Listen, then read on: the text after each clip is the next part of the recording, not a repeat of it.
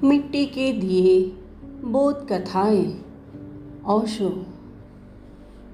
मनुष्य जैसा होता है वैसा ही उसका धर्म होता है। एक परमात्मा को मानने वालों ने दूसरी परमात्मा की मूर्तियां तोड़ दी है।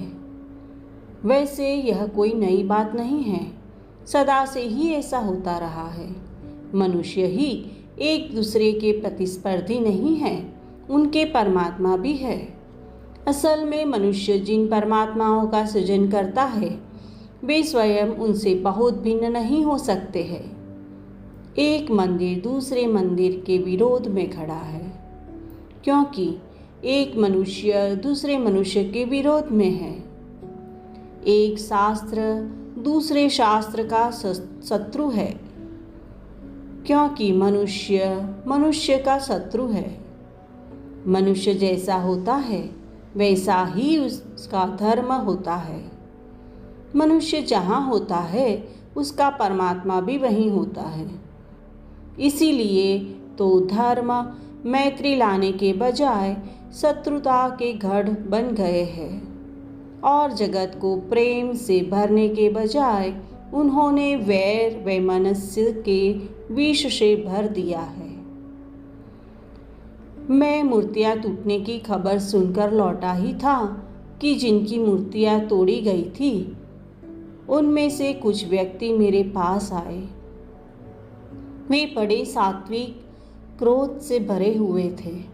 हालांकि कोई क्रोध सात्विक नहीं होता है, फिर भी उन्होंने कहा कि उनका क्रोध सात्विक है और वे जब तक विरोधियों के मंदिरों को नष्ट नहीं कर देंगे तब तक चैन नहीं लेंगे। सवाल धर्म की रक्षा का है। मैं हंसने लगा तो वे हैरान हुए। निश्चय ही यह समय हंसने का नहीं था। वे बहुत गंभीर थे और उनकी दृष्टि में इससे ज़्यादा गंभीर क्या बात हो सकती थी कि धर्म पर खतरा था। मैंने उन मित्रों से पूछा, क्या आप शैतान की भाषा समझते हैं? एक ने पूछा, यह कौन सी भाषा है? शास्त्रों की भाषा तो वे समझते थे, लेकिन शैतान की भाषा नहीं समझते थे। हालांकि शैतान की भाषा को समझे बिना स्वयं शास्त्र ही शैतान के शास्त्र बन जाते हैं। मैंने उनसे एक कहानी कही। एक नाव दूर देश जा रही थी और यात्रियों के साथ उसमें एक दरिद्र फकीर भी था। कुछ शरारती व्यक्ति उस फकीर को सब भांति परेशान कर रहे थे।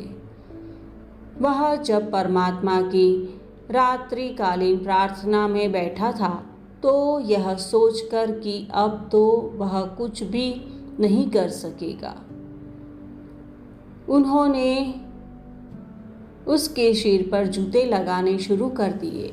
वह तो प्रार्थना में था और उसकी आंखों से प्रेम के आंसू बह रहे थे।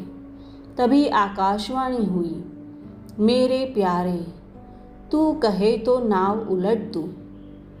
वे व्यक्ति घबरा गए और यात्री भी घबरा गए। विनोद तो महंगा पड़ रहा था। वे सब उस फकीर के पैरों पर गिर क्षमा मांगने लगे। फकीर की प्रार्थना पूरी हुई तो वह उठा और उन लोगों से बोला, घबराओ मत। फिर उसने आकाश की ओर मुंह उठाया और कहा, मेरे प्यारे प्रभु, यह तू कौन सी शैतान की भाषा में बोल रहा है? तू कुछ उलटने की ही लीला करना चाहता है तो इनकी बुद्धि उलट दे। ना उलटने से क्या होगा? फिर आकाश घोषणा हुई, मैं बहुत खुश हूँ।